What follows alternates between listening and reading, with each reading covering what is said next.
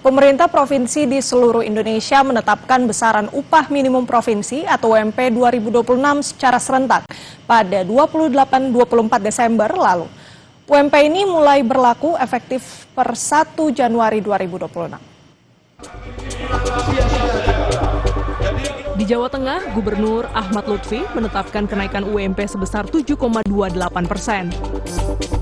Berdasarkan angka alfa tertinggi untuk UMP Jawa Tengah 0,9, yakni sebesar 2,32 juta rupiah. Memasuki tahun 2026, UMP Jawa Tengah resmi naik menjadi Rp2.327.386. Yang khusus provinsi, alfanya adalah 0,90. Sedangkan kabupaten disesuaikan dengan kemampuan wilayah di mana Dewan Pengupah telah melakukan rapat. Hasil investigasi yang sudah saya tangani adalah ada 80 kabupaten ada 8 kabupaten kota yang 0,90, kemudian kabupaten kota yang lain juga ada yang 80, ada yang 70, bervariatif, dan hari ini sudah kita rilis bahwa telah selesai Dewan Pengupahan di masing-masing kabupaten kota.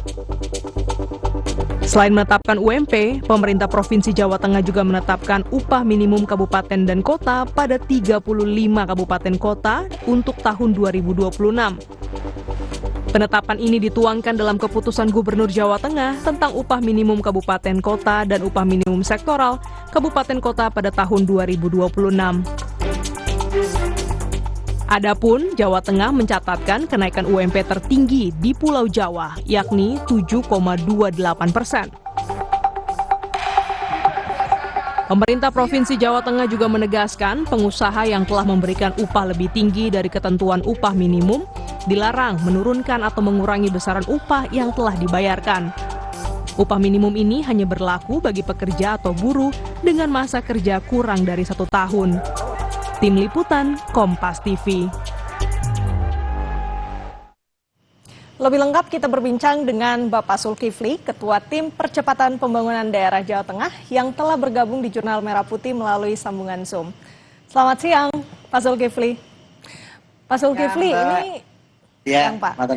Jadi gini Pak, Jawa Tengah ini kan sudah menetapkan kenaikan UMP 2026 sebesar 7,28%. Ini tertinggi di Pulau Jawa. Apa makna kebijakan ini bagi pekerja dan arah pembangunan Jawa Tengah, Pak?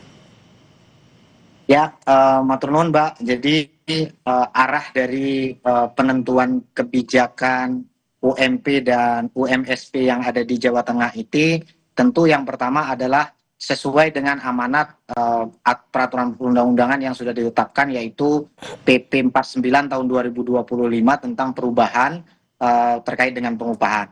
Nah, ini bahwa menandakan bahwa semua di dalam regulasi itu dilaksanakan di Provinsi Jawa Tengah. Tentu yang menjadi kebijakan ini adalah adanya political will dari Gubernur Jawa Tengah dan Wakil Gubernur Jawa Tengah itu terkait dengan bagaimana kebutuhan hidup layak dari buruh itu bisa terpenuhi dengan menyesuaikan perekonomian yang ada di Jawa Tengah. Kita melihat bahwa yang pertama pertumbuhan ekonomi di Jawa Tengah itu cukup bagus, 10 besar secara nasional, yaitu mencapai 5,37, artinya ini bisa cukup stabil. Begitu juga dengan investasi, dengan laju pertumbuhan investasi yang cukup tinggi, ini menjadi salah satu modal utama. Sehingga kebijakan terkait dengan ini adalah bagaimana Pak Gubernur, Pak Lutfi, itu menjalankan aturan yang sudah ditetapkan, juga kebijakan secara nasional, di mana bahwa kehidupan buruh harus terus kita jaga dan kita lihat, dan ini mendapatkan apresiasi dari teman-teman buruh. Juga dari teman-teman pengusaha tentu sudah dipertimbangkan, karena kan di dalam PP itu dijelaskan bahwa ada dua. Yang pertama adalah bagaimana kebutuhan buruh bisa terpenuhi, kemudian yang kedua bagaimana stabilitas ekonomi dan investasi itu tidak terganggu. Artinya kedua ini sudah dilakukan, sehingga pada saat penyusunannya itu ada alfa 0,9 ya Mbak ya di Jawa Tengah. Ini menandakan bahwa banyak pertimbangannya, di mana bahwa inflasi kita itu tetap terjaga. Nah, ini menjadi salah satu. Artinya kebutuhan antara buruh yang membutuhkan dengan kebutuhan investasi yang dilihat dari pertumbuhan ekonomi yang terus membaik, ini menandakan bahwa ini perlu terkait dengan kesejahteraan buruh, terkait dengan stabilitas investasi itu dijaga. Ini adalah menjadi salah satu kebijakan Pak Gub ingin pendapatan masyarakat Jawa Tengah itu bisa meningkatkan kesejahteraan. Itu Mbak, esensi dasarnya. Baik. Baik Pak, tapi begini, keputusan ini kan dinilai berani di tengah kondisi ekonomi yang masih menantang. Sebenarnya apa pertimbangan utama Pemprov Jateng sampai akhirnya menetapkan angka 7,28% ini Pak? Ya, kalau kebijakan dari Pak Gubernur ini sesuai dengan regulasi Mbak. Di regulasi itu kan ada 3 faktor ya sebagai penentu di dalam menentukan UMP dan UMSP itu. Yang pertama adalah inflasi yang terjadi di Jawa Tengah itu tetap stabil. Bahkan Jawa Tengah itu disebut adalah provinsi yang menjaga inflasi terbaik se-Jawa Bali. Nah ini menunjukkan di mana 2,65% yang terus terjaga. Nah ini menandakan bahwa antara pendapatan, antara kebutuhan masyarakat, kemudian kebutuhan industri itu tetap terjaga. Kemudian yang kedua itu terkait dengan pertumbuhan ekonomi. Pertumbuhan ekonomi di Jawa Tengah itu tetap stabil, Mbak. Kemudian dari triwulan ke triwulan di tahun ini itu terus mengalami pembaikan. Sekarang di 5,37 masuk 10 besar secara nasional. Yang ketiga yaitu terkait dengan penentuan alfa. Nah, penentuan alfa ini sesuai dengan aturan kan sudah ditetapkan. Ada beberapa hal yang karakteristik yang ada di Jawa Tengah ini yang perlu kita lihat. Kenapa ada keberanian yang terusnya? Karena di Jawa Tengah itu terkait dengan investasi padat karya, Mbak.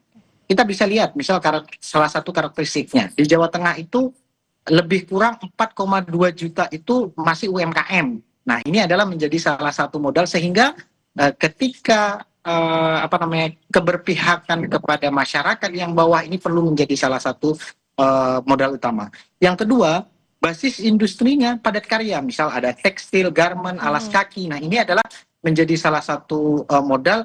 Kemudian yang kedua, kita menjaga daya saing dengan Jawa Barat dan Jatim, sehingga kalau di UMP itu ada yang bawah, ada yang atas. Yang atas tetap kita naikkan, kemudian yang bawah juga tetap kita jaga stabilitasnya, sehingga angka kenaikan 7,28% itu adalah yang dirasa itu cukup untuk memberikan perwakilan dari sisi buruh dan dari sisi pengusaha yang ada.